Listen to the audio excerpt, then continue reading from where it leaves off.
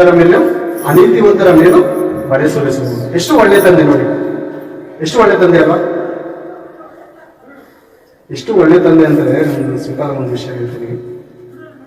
ಒಂದೇನೋ ಒಂದು ಆಹಾರ ಕೊಡ್ಬೇಕಾದ್ರೂ ಅಷ್ಟೇ, ತಮ್ಮ ಮಕ್ಕಳಿಗೆ ತನ್ನ ತಂದೆ ತಾಯಿಗಳು ಆಹಾರ ಕೊಡ್ಬೇಕಾದ್ರೆ ತನ್ನ ಬೇರೆಯವ್ರಿಗಿಂತ ಒಂದು ಸ್ವಲ್ಪ ಹೆಚ್ಚಾಗೆ ಕೊಡ್ಬೇಕಂತ ಅನ್ಸುತ್ತೆ. ಯಾಕಂದ್ರೆ ನನ್ನ ಮಗ ಚೆನ್ನಾಗಿರ್ಬೇಕು ಅಲ್ವಾ, ನನ್ನ ಮಗ ಚೆನ್ನಾಗಿರ್ಬೇಕು ಅಂತ ಒಂದು ಆಹಾರ ಒಂದು ಚೆನ್ನಾಗಿರುವಂಥದ್ದು ಜಾಸ್ತಿ ಕೊಡೋದಕ್ಕೆ ಇಷ್ಟಪಡ್ತಾರೆ. ಹೌದಾನೆ?